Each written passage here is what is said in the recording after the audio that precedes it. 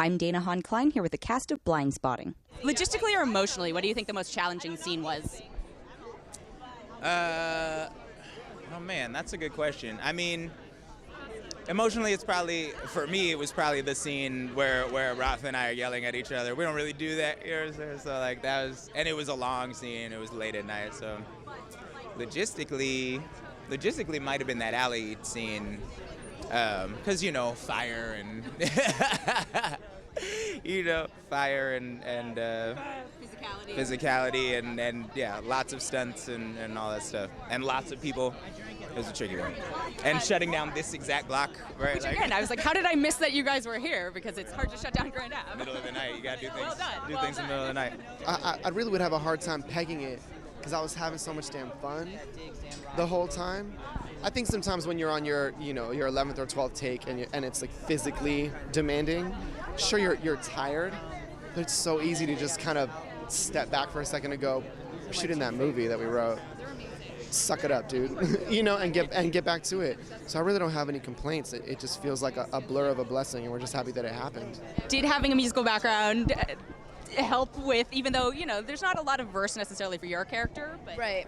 I think yes. I think the fact that Raf and David, they both come from theater backgrounds. I'm from theater backgrounds, and I just respect it so much because they used their background and infused it into the film, which is hard to do. It's hard to do that when you see it on film. So I think they did an incredible job with incorporating all of that. I don't think our relationship exists without music because David and I know each other because we've been rapping together for over a decade, and that's how I met Rafa, and hip-hop and music is what brought us together in the first place. So the movie and the storytelling is just an extension of the language that binds us to begin with. And I think that's why the boundaries of color, culture, ethnicity, gender, sexual orientation, they all fall down because we have the same rhythm. We bounce, My bounce is on the East Coast, and they might not know about Goody Mob, and, I doubt that they know all the words to Rakim, but I don't know all the words to E40, and that's why we come together. You know what I'm saying? So one of the things I love is it's representative of the Oakland I grew up in, and I think Oakland is changing dramatically. But it's also, it's a colorful cast. And what's one thing you think that artists of color can do to support each other, like in front of and behind the camera? Well, I think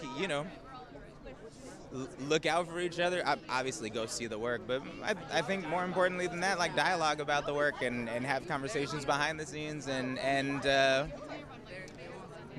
depending on the project, you have differing degrees of agency in what you can do with your project or with whoever's project. But when you have agency, take advantage of it. And if you know someone who is not being represented appropriately, or if you feel like you need some more diversity behind the camera or in front of the camera or whatever, and you have an opportunity to, whatever that kind of diversity is, and you have an opportunity to change that, take the opportunity.